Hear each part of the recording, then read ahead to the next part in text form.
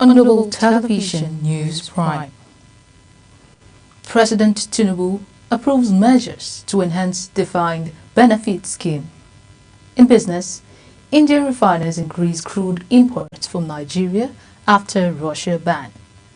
On the foreign scene, Niger announces nationalization of its only gold mine. And in sports, Rivers United emerge as Nigeria's top club, ranked 24th in CAF rankings. Hello and welcome to all our viewers in Nigeria and around the world to News Prime on Global Television, coming to you live from the nation's capital, Abuja. I am Priscilla Obasi. A quick reminder, the Global Television is on DSTV channel 365 and StarTimes channel 276. Now the news in detail. President Bola Tinubu has approved new measures to improve the welfare of the defined benefit scheme pensioners, including the immediate implementation of extra budgetary allocation for updated pensions rate. The 2026 budget will feature a proposed pension harmonization policy, health insurance coverage for all DBS pensioners, and settlement of outstanding liabilities to NITEL/MTEL retirees and other parastatal workers. According to the government, the initiative aligns with the administration's renewed hope agenda to strengthen social protection for retirees. President Bola Tinubu has condoled with the government and the people of Benue State over the passing of Chief Audu Ogbe, former chairman of the People's Democratic Party, PDP. The president also commiserated with the late statesman's family, friends, and associates. Chief Ogbe, who died at the age of 78, served Nigeria in various capacities, including as Minister of Communications in the Second Republic and later as Minister of Agriculture under President Muhammadu Buhari. Moving on, Nigeria's government and the United States Embassy have pledged to ensure Nigerians avoid pitfalls related to new U.S. visa regulations while enhancing awareness and compliance. Information Minister Muhammad Idris and U.S. Ambassador Richard Mills emphasized the importance of transparent communication to safeguard Nigerian travelers, especially in light of recent visa policy changes. Both parties stressed that the misuse of visa or inaccurate applications could undermine trust, potentially leading to visa revocations or permanent bans. Former Lagos State Governor Akinwumi Ambode has declared his support for the All Progressive Congress and the President Bola Tinubu's re-election bid. This is as he dismissed claims linking him to a governorship ambition under the African Democratic Congress. In a statement, he described the report as false publication intended to cause distractions. He says, "I wish to publicly reaffirm my absolute and unshakable loyalty to the APC, the party under which I had the privilege of serving Lagos State as governor in 2015, and to President Bola Tinubu, my leader, mentor, and a tireless champion for Nigeria's progress." The People's Democratic Party, PDP, has issued a strong warning to members endorsing President Bola Tinubu for re-election, citing it as an anti-party activity. The PDP constitution prohibits members from aligning with opposing political parties or groups, and the National Working Committee has expressed concerns about the destabilizing effects of such moves. The party has cautioned those involved to retrace their steps or face stiffer sanctions to protect its electoral prospects. The Independent National Electoral Commission, INEC, has reiterated its commitment to ensure that eligible inmates in Nigeria's correctional facilities are not denied their constitutional right to vote. Chairman of INEC, Professor Mahmood Yakubu, gave the assurance during a courtesy visit by the Controller General of the Nigerian Correctional Service, Sylvester Nwakuche, at the Commission's headquarters in Abuja. Anita Patrick brings us more. Chairman of the Independent National Electoral Commission, Professor Mahmood Yakubu, says the Commission is pushing for clear legal provisions to make inmates voting a reality. Yakubu says voting is a human right which cannot be taken away from citizens simply because they are serving time in correctional facilities, particularly those awaiting trial. I wish to reassure you, the Controller General of the Nigerian Correctional Service, that we are united with you in our shared determination to extend voting rights to inmates of our correctional facilities. A meeting like this goes a long way in reaffirming our resolve in this regard. The INEC chairman cited previous court rulings affirming the voting rights of inmates awaiting trial. He noted that discussions are ongoing with the correctional service to address logistical issues such as voter registration inside facilities, creation of polling units, voter education, and access for election observers and political parties. Yakubu also called for electoral reforms to clarify Section 12 of the Electoral Act, which currently leaves room for different interpretations on inmates' eligibility. Election is a process governed by law. Again, working together, we can seize the opportunity of the ongoing electoral reform for a clear legal provision that will specifically cover citizens serving time in our correctional facilities. Doing so will clarify the provision of Section 12, subsection 1E of the Electoral Act 2022 on voter registration. Earlier, the Controller General of the Nigerian Correctional Service, Sylvester Wakuche, noted that the essence of their visit is to strengthen interagency collaboration for inmates' voting rights. The inmates of this great nation, I represent them as the Controller General of Corrections. Over 81,000 of them, of which over 66% are awaiting trial persons who are presumed innocent until proven guilty. Even while as convicts or awaiting trial persons, they do have rights. And part of those rights are rights I'm here this morning to discuss with the INEC chairman to see how we can, if possible, extend some of these rights to these inmates. The meeting also recognized the role of civil society groups like the Carmelite Prisoners' Interest Organization in advocating for inmate voting and welcomed the support of the National Assembly's electoral committees for greater inclusivity. Anieti Patrick, reporting for Global TV. The National Youth Service Corps, NYSC, has called for enhanced insurance and improved remuneration for corps members working as ad hoc staff during elections. NYSC Director General Brigadier General Olakunle Nafiu made the request during a courtesy visit by INEC Chairman Professor Mahmood Yakubu, urging a review of the MOU between both agencies. The call comes as NYSC seeks better conditions for its members amid Nigeria's economic realities.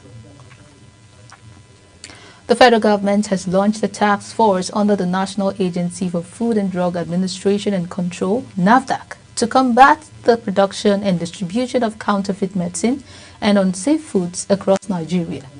The coordinating Minister of Health, Professor Ali Pate, stressed that such products pose a significant public health threat and must be dealt with decisively. NAFDAC Director General, Professor Mojisola Adeyeye, revealed that counterfeiting continues to undermine Nigeria's healthcare system and consumer trust in regulatory products. World Breastfeeding Week is celebrated every year in the first week of August, championed by World Health Organization WHO, United Nations International Children's Emergency Fund, UNICEF, Ministries of Health, and civil society partners around the globe.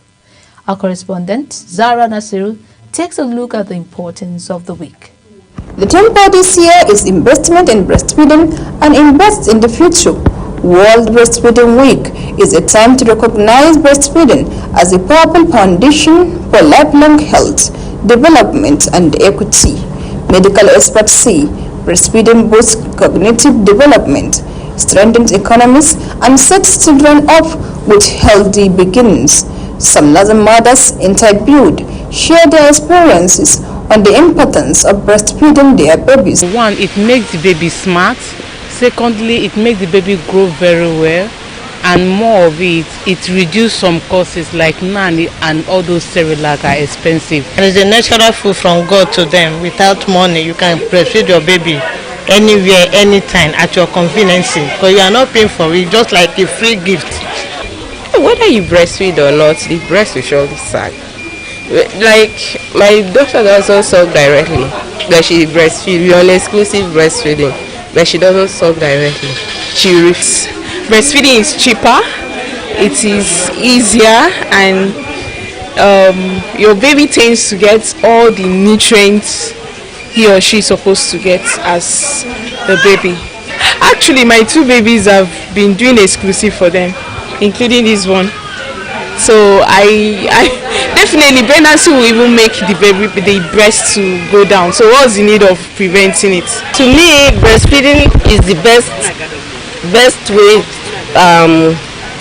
to give my baby all the nutrients and vitamins and everything he needs. Because during my antenatal, they told us the importance of breastfeeding. The breast milk is the most important food for the baby. A consultant obstetrician, gynecologist Dr. Love Okafu, sheds light on the importance of breastfeeding.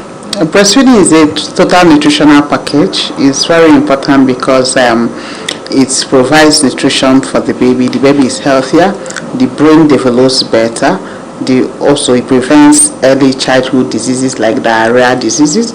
Also prevents asthma and development of allergies. Modern women do not seem to support breastfeeding.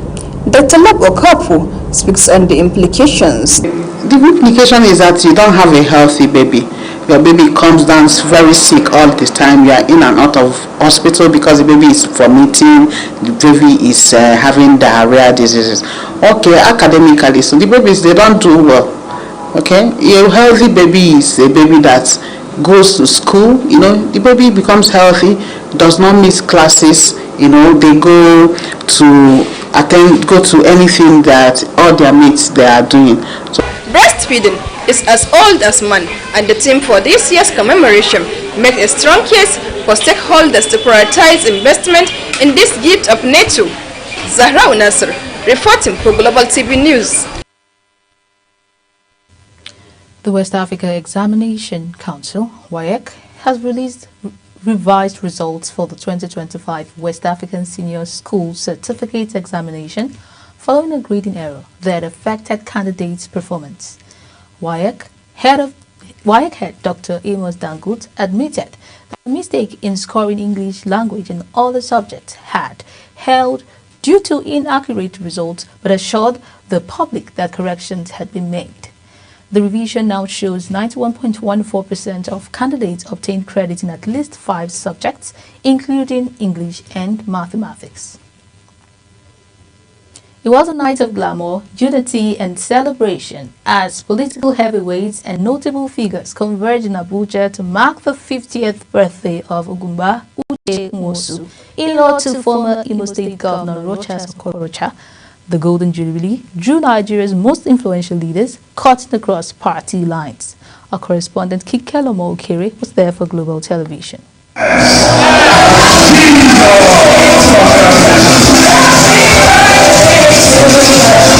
From the National Assembly to political arena, dignitaries arrived in style to honor Ogumba Uche Nwosu on his golden milestone. In attendance were Deputy Speaker of the House of Representatives, Benjamin Kalu, former Senator Dino Melaye, 2023 Labour Party presidential candidate Peter Obi, and former President of the Senate, Ayim Pius Ayim. They all hailed Ogumba Uche Nwosu as a visionary leader, philanthropist, and a bridge builder whose impact spanned politics and society. We're here to celebrate an icon, a great Nigerian, a pan-Nigerian, the son-in-law of another great Nigerian.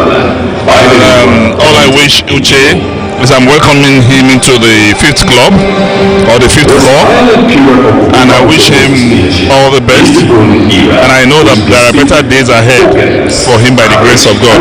He's a wonderful person, he's a gentle guy, and I know he's got a lot to do in the future. I wish him well. We are greatly honored to share this moment with our friend, our brother, and an upcoming leader, Chief Uche was at 50. It is my prayer that the Almighty will continue to sustain him in health, prosper the work of his hand, and grant him peace and much more love in the many years ahead. Also gracing the occasion was his father-in-law, former Imo State Governor Rochas Okorocha, and his beloved wife, Oluma Uche Nwosu, alongside other top political and business figures from across the country. I am wishing him all the best there is. So he's a beautiful heart. He's such a wonderful soul and deserves nothing less. So I'm truly happy for him, and I'm glad I did life with him. So I'm going to say, let's do this for another 50 years. He's a good in-law, a good man, a philanthropist, a peaceful man, and I'm just happy that the world is seeing what I saw many years ago about the man Uche Nwosu. Today he's turned 50. I can only pray for him that may the Almighty God grant him wisdom, strength to serve humanity. The evening featured heartfelt tribute, music, and a display of unity that transcend political affiliation.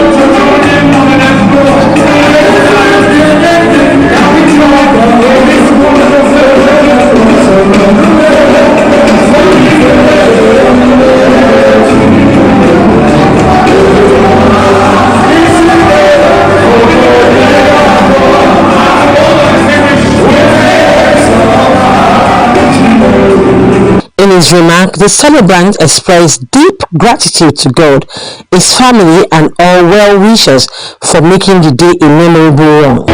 I feel elected, happy. If I say I'm mesmerized, it's no understatement. If I say I'm flabbergasted, it's no overstatement. I am really bamboozled with what I'm seeing here today. I thank God for my life. I thank God for my friends and my colleagues and those who were able to put this up for me. I'm grateful to them. I'm happy with them. I will ever remain grateful to them. This Golden Jubilee was a more than a birthday. It is a celebration of legacy, leadership, and lasting influence. Surrounded by family, friends, and political icons, Ugumba Uche Nwosu 50th was a testament to lives he has touched and the bridges he continues to build. Kike Lomo Okeri, Global Television News. You're watching the live broadcast of News Prime. When News Prime returns, Niger announces nationalization of its only gold mine. Details coming shortly, plus foreign and sports stories on the other side of this break. Please stay with us.